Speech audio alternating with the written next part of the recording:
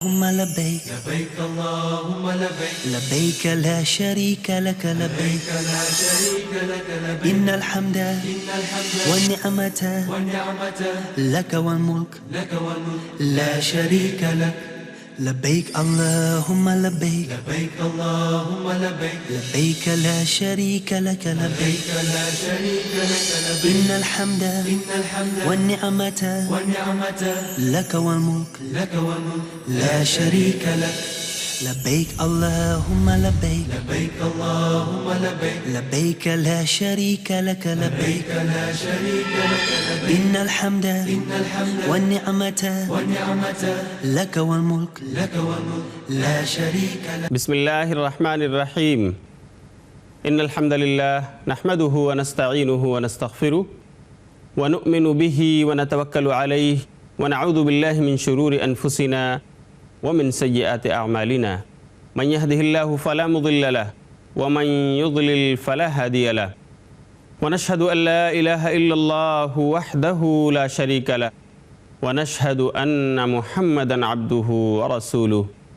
أرسله بالحق بشيرا ونذيرا. أما بعد، قال الله تعالى في القرآن المجيد: أعوذ بالله من الشيطان الرجيم، بسم الله الرحمن الرحيم. إن أول بيت وضع للناس للذي ببكة مباركا وهدى للعالمين. رب اشرح لي صدري ويسر لي أمري واحلل عقدة من لساني يفقه قولي. محترم ناظرین کرام، فضائل حج کی اس نشست میں آج میں پھر آپ سب کو خیر مقدم کرتا ہوں۔ السلام علیکم ورحمۃ اللہ وبرکاتہ۔ آپ کو یاد ہوگا پچھلے ایپیسوڈ میں ہم نے آپ کو بتایا تھا کہ حج کے دوران صادر ہونے والی غلطیاں کیا کیا ہیں۔ آدمی سفر حج پر نکلتا ہے تو اس سے کیا غلطیاں ہو جایا کرتی ہیں جن سے بچنا چاہیے۔ مکہ مکرمہ پہنچ کر طواف کرتا ہے تو دوران طواف بھی کچھ غلطیاں ہوتی ہیں، نادانستہ طور پر، اسی طرح دانستگی میں بھی، جن سے بچنا چاہیے۔ اسی طرح سعی صفا اور مروہ کے درمیان بھی بعض غلطیوں کا ارتکاب بعض حجاج کرام کرتے ہیں، جس کی طرف میں نے نشاندہی کیا ہے۔ رمی جمرات کے تعلق سے بھی حجاج کرام سے بعض غلطیوں کا صدور ہوتا ہے، ان میں سے بعض کی نشاندہی میں نے کی تھی۔ اور آج کی نشست کا عنوان ہے مکہ اور مدینہ کی فضیلت و حرمت، جس میں میں آپ کو مکہ اور مدینہ کی فضیلت اور اس کے حرمت و تقدس کے بارے میں بتاؤں گا، کیونکہ آپ اس سرزمین کے سفر پر جا رہے ہیں جہاں آپ کا قبلہ ہے۔ اس سرزمین کی زیارت بھی آپ کو نصیب ہوگی جہاں مسجد نبوی ہے، قبر رسول ہے، مسجد قباء ہے۔ تو ان جگہوں کی عظمت،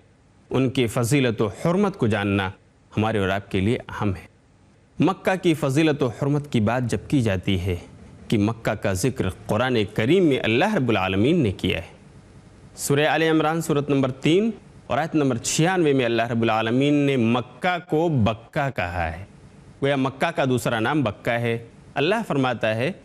ان اول بیت وضع للناس للذی ببکۃ مبارکا وہدی للعالمین، کہ سب سے پہلا گھر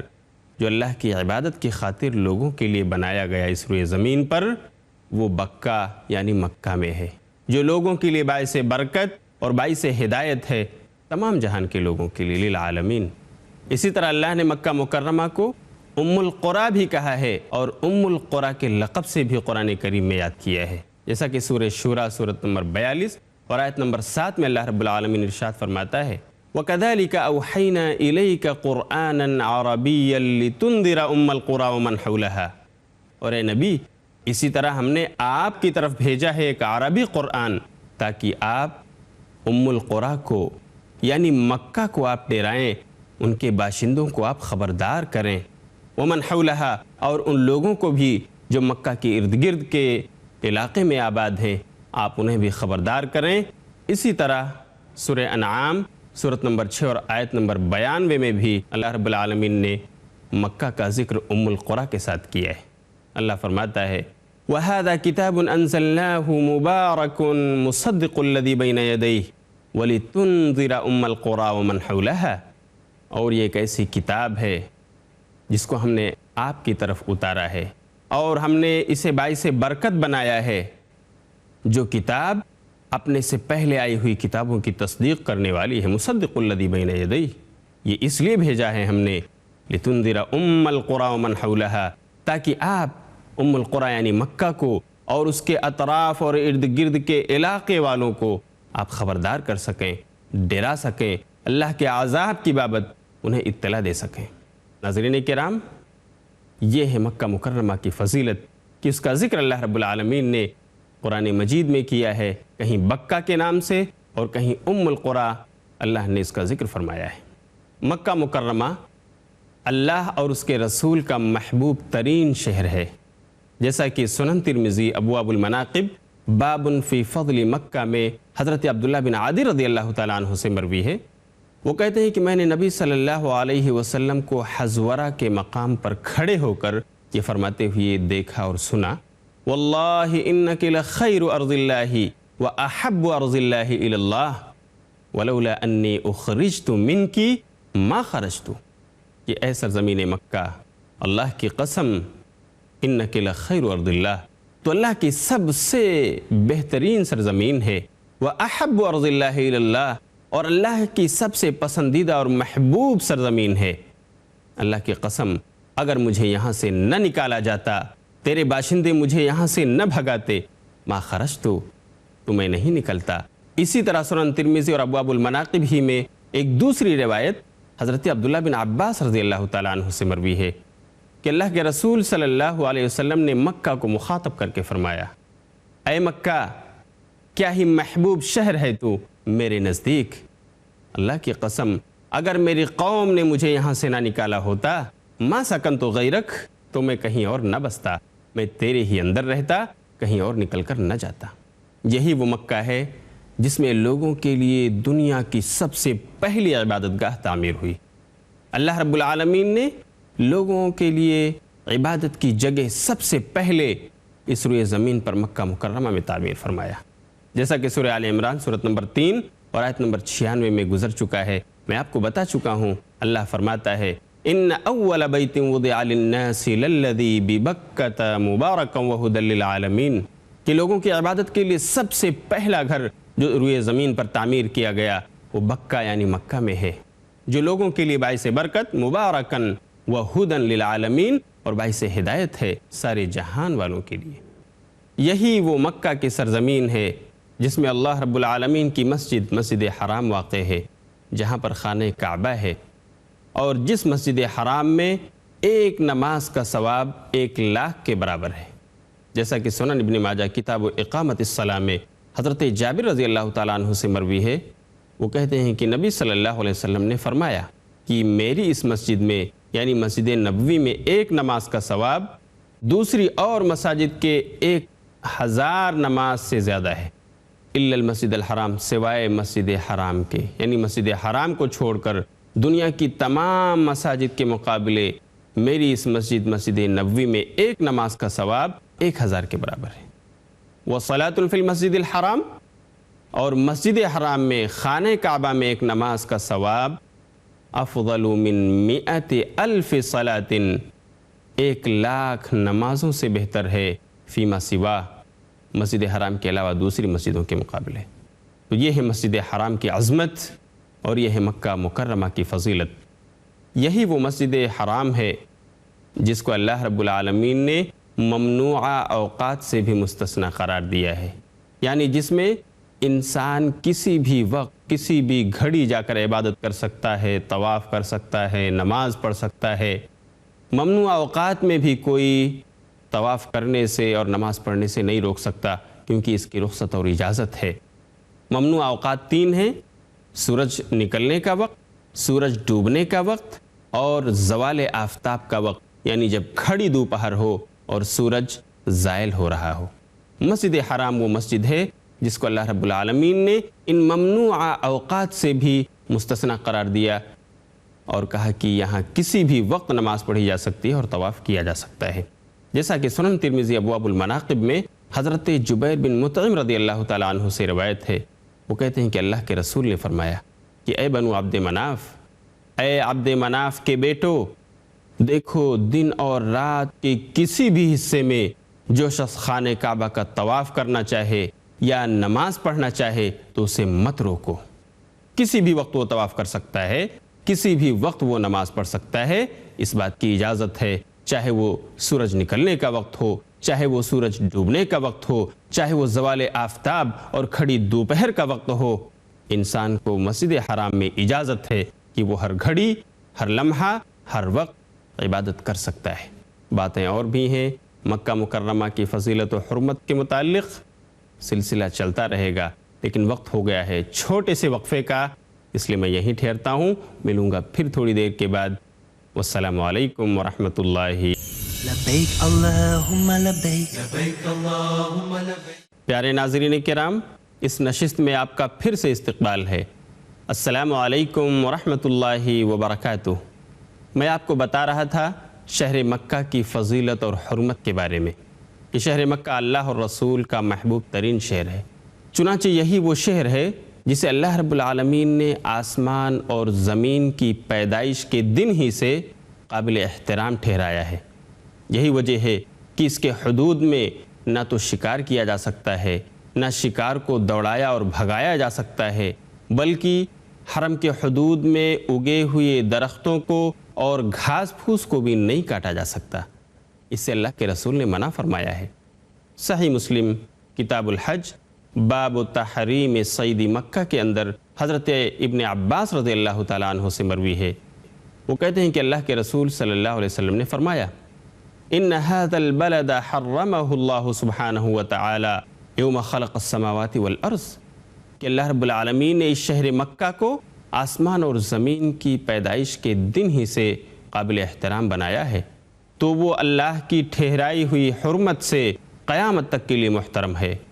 اور اس میں مجھ سے پہلے کسی بھی نبی کے لیے قتل و قتال کو حلال نہیں کیا گیا تھا، اور میرے لیے بھی دن کے چند حصے، چند گھڑی قتال کو حلال کیا گیا تھا، اور پھر یہ اللہ کی ٹھہرائی ہوئی حرمت کے مطابق قیامت تک کے لیے محترم ہو گیا۔ فلا یعضد شوکہ، آگے اللہ کے رسول نے فرمایا تو دیکھو اس میں خود سے اگے ہوئے پیڑ اور پودوں کو نہیں کاٹا جا سکتا، ولا ينفر صیدہ، اور نہ ہی اس میں شکار کو بھگایا اور دوڑایا جا سکتا ہے، ولا یلتقط الا من عرفہا، اور نہ ہی اس میں گری پڑی چیز کو اٹھایا جا سکتا ہے، ہاں مگر اس شخص کو اٹھانے کی اجازت ہے جو اس چیز کو اس کے مالک تک پہنچانا چاہے، ولا یختلی خلاہا، اور اسی طرح اس میں خود سے اگی ہوئی گھاس کو بھی کاٹا نہیں جائے گا۔ حضرت عباس رضی اللہ تعالیٰ عنہ بول پڑے یا رسول اللہ الا الادخر، اذخر گھاس کی اجازت آپ دے دیجئے، فإنہ لقینہم ولبیوتہم، کیونکہ یہ گھاس لوگوں کے چولہوں میں کام آتی ہے، جلا کر لوگ کھانا پکاتے ہیں، ولبیوتہم، اور ان کے گھر بنانے کے کام آتی ہے، لوگ گھر بناتے ہوئے چھتوں میں اس کا استعمال کرتے ہیں۔ تب اللہ کے رسول نے فرمایا الا الادخر، ٹھیک ہے اذخر گھاس کی اجازت ہے، اسے کاٹا جا سکتا ہے۔ اس حدیث سے پتہ چلا کہ مکہ ایک ایسا شہر ہے جو آسمان و زمین کی پیدائش سے قابل احترام ہے، اور یہ قیامت تک کے لیے اسی طرح محترم اور مکرم ہو کر کے باقی رہے گا۔ مکہ کے اندر جو حرم ہے اس کے حدود کا تعین حضرت ابراہیم علیہ السلام نے کیا تھا، البتہ مدینہ کے حرم کے جو حدود ہیں اس کا تعین ہمارے نبی آخر الزماں حضرت محمد مصطفیٰ صلی اللہ علیہ وسلم نے فرمایا ہے۔ اس کا ذکر بھی صحیح مسلم کتاب الحج میں حضرت رافع بن خدیج رضی اللہ تعالیٰ عنہ سے ہے، وہ کہتے ہیں کہ اللہ کے رسول صلی اللہ علیہ وسلم نے فرمایا ان ابراہیم حرم مکہ وانی احرم ما بین لابتیہا، کہ ابراہیم علیہ السلام نے مکہ کے حرم کے حدود کو متعین کیا ہے، اور میں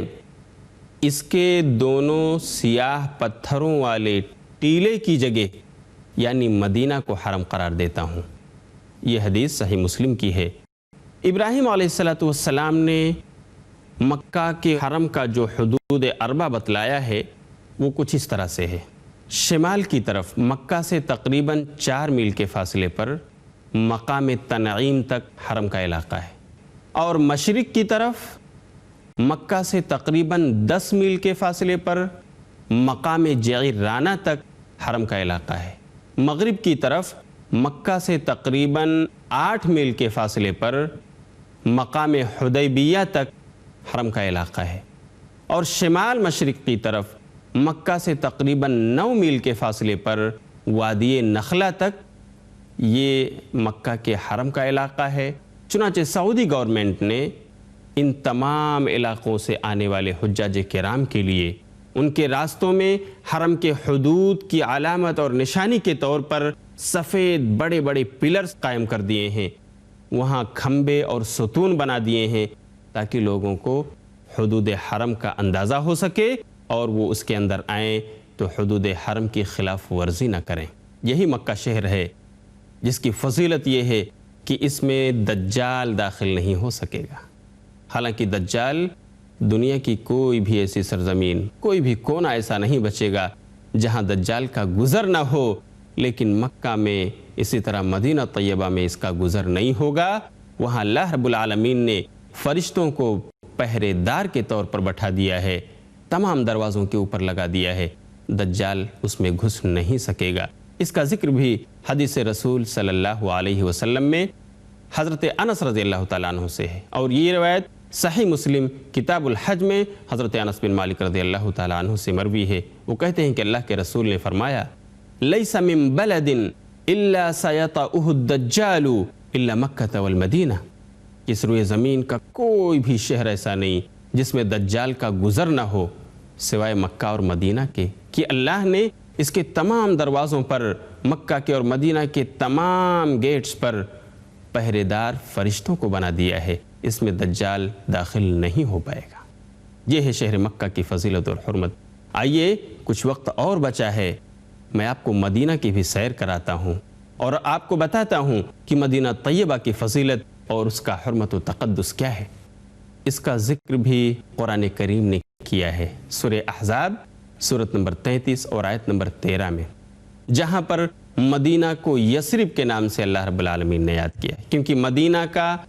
پرانا نام یثرب تھا۔ اللہ رب العالمین نے ارشاد فرمایا، وَإِذْ قَالَتْ طَائِفَةٌ مِّنْهُمْ يَا أَهْلَ يَثْرِبَ لَا مُقَامَ لَكُمْ فَارْجِعُوا، اور یاد کرو اس وقت کو جب ان میں سے ایک گروپ نے کہا تھا کہ اے یثرب والو، اے مدینہ والو، تمہارا یہاں پر کوئی مقام نہیں، تم لوٹ جاؤ۔ اس آیت سے ہم صرف آپ کو یہ بتانا چاہتے ہیں کہ مدینہ کا پرانا نام جو یثرب تھا اس کا ذکر اللہ رب العالمین نے قرآن کریم میں کیا ہے۔ البتہ ہجرت رسول کے بعد جب اللہ کے رسول مدینہ پہنچے تو اس کا نام مدینۃ النبی اور مدینۃ الرسول پڑ گیا۔ اسی طرح مدینہ کا اور بھی نام اللہ کے رسول نے حدیث رسول میں ذکر کیا ہے، چنانچہ ان ناموں میں سے طابہ اور طیبہ بھی ہے۔ اس کا ذکر بھی نبی صلی اللہ علیہ وسلم کی حدیث میں ہے۔ صحیح مسلم کتاب الحج میں حضرت جابر رضی اللہ تعالیٰ عنہ سے روایت ہے، وہ کہتے ہیں کہ اللہ کے رسول صلی اللہ علیہ وسلم نے فرمایا، ان اللہ سمی المدینۃ طابہ، کہ اللہ رب العالمین نے مدینہ کا نام طابہ رکھا ہے، یعنی اچھی اور پاکیزی صاف ستھری جگہ۔ جس طرح مکہ کے بارے میں میں نے آپ کو بتایا تھا کہ وہ ایک محترم شہر ہے، اس کے اندر حرم کا علاقہ ہے جس کے حدود ہیں، ایسے ہی مدینہ بھی قابل احترام شہر ہے، اس میں حرم کا علاقہ ہے جس کے حدود ہیں۔ اس کا بھی ذکر صحیح مسلم کتاب الحج میں ہے۔ نبی صلی اللہ علیہ وسلم نے فرمایا، ان ابراہیم حرم مکۃ وانی احرم ما بین لابتیہا، کہ حضرت ابراہیم علیہ السلام نے مکہ کو حرم قرار دیا تھا، اور میں اس شہر یعنی مدینہ جو 2 سیاہ پتھروں والے ٹیلے کے درمیان واقع ہے، میں اس شہر کو حرم قرار دیتا ہوں۔ تو جس طرح مکہ شہر قابل احترام ہے، حرم والا علاقہ اس میں ہے، ایسے ہی مدینہ بھی قابل احترام شہر ہے، قابل احترام سرزمین ہے، اس میں بھی حرم کے حدود ہیں۔ یہی وہ مدینہ کی سرزمین ہے جس کے بارے میں اللہ کے رسول صلی اللہ علیہ وسلم نے فرمایا، اس میں نہ طاعون کی بیماری پھیلے گی اور نہ ہی دجال کا داخلہ اس میں ممکن ہوگا۔ چنانچہ ایک حدیث جسے امام بخاری رحمۃ اللہ علیہ نے اپنی کتاب صحیح بخاری کتاب فضائل المدینہ میں نقل کیا ہے، اور اس روایت کے راوی حضرت ابو ہریرہ رضی اللہ تعالیٰ عنہ ہیں۔ وہ کہتے ہیں کہ اللہ کے رسول صلی اللہ علیہ وسلم نے فرمایا کہ مدینہ کے جتنے گیٹس ہیں، ہر دروازے پر اللہ رب العالمین نے فرشتوں کو مقرر کر دیا ہے، پہرے دار بٹھا دیا ہے، اس میں نہ طاعون کی بیماری داخل ہو سکے گی اور نہ ہی دجال کا داخلہ اس میں ممکن ہے۔ یہی وہ مدینہ ہے جس میں اللہ رب العالمین نے عجوہ کھجور کی پیداوار رکھی ہے۔ وہ عجوہ کھجور جس میں نبی صلی اللہ علیہ وسلم نے شفا کی بات بتلائی ہے کہ زہر اور جادو کی شفا عجوہ کھجور کے اندر ہے، جس کا ذکر سنن ترمذی کتاب الطب کے اندر ہے۔ حضرت ابو ہریرہ رضی اللہ تعالیٰ عنہ روایت کے راوی ہیں، وہ کہتے ہیں کہ اللہ کے رسول صلی اللہ علیہ وسلم نے فرمایا العجوۃ من الجنۃ فیہا شفاء من السم۔ عجوہ کھجور یہ جنت کا پھل ہے جو مدینے میں دستیاب ہے، اس میں زہر کے لیے شفا ہے، اللہ رب العالمین نے شفا رکھی ہے۔ اسی طرح ایک دوسری روایت بخاری کتاب الاطعمہ میں ہے، جس کے راوی حضرت سعد بن ابی وقاص رضی اللہ تعالیٰ عنہ ہیں۔ وہ کہتے ہیں کہ اللہ کے رسول نے فرمایا کہ جس نے ہر روز صبح کو 7 کھجوریں عجوہ کی کھا لیں تو اس کو اس دن کوئی بھی چیز نقصان نہیں دے گی، نہ کوئی زہر نقصان دے گا، نہ کوئی جادو نقصان دے گا۔ لا یضرہ سم ولا سحر، نہ اسے نقصان دے گا جادو اور نہ ہی زہر۔ یہ فضیلت ہے عجوہ کھجور کی جو مدینہ طیبہ میں پائی جاتی ہے، اور یہی وہ مدینہ شہر ہے جس کے بارے میں نبی صلی اللہ علیہ وسلم نے فرمایا ہے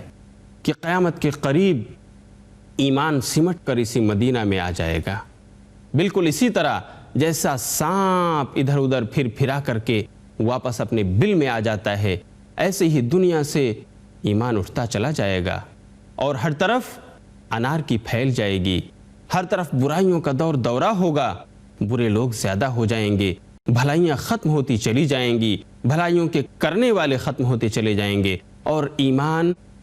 ایمان کی حفاظت کرنے والے، ایمان کے تقاضوں پر عمل کرنے والے لوگ مدینہ طیبہ میں رہیں گے، اور ایمان یہیں پر سمٹ کر آ جائے گا۔ چنانچہ ایک حدیث جسے امام مسلم نے صحیح مسلم کتاب فضائل المدینہ باب الایمان یأرز الی المدینہ، اس کے اندر حضرت ابو ہریرہ رضی اللہ تعالیٰ عنہ سے مروی ہے، وہ کہتے ہیں کہ اللہ کے رسول صلی اللہ علیہ وسلم نے فرمایا ان الایمان لا یأرز الی المدینۃ کما تأرز الحیۃ الی جحرہا، کہ قیامت کے قریب ایمان مدینہ میں اسی طرح سمٹ کر رہ جائے گا جس طرح سے سانپ پھر پھرا کر اپنے بل میں واپس چلا آتا ہے اور وہیں جا کر پناہ لیتا ہے۔ یہ ہے مدینہ طیبہ کی سرزمین، اس کی عظمت، اس کی حرمت، اس کا تقدس، جسے میں نے آپ کے سامنے بیان کیا۔ اللہ رب العالمین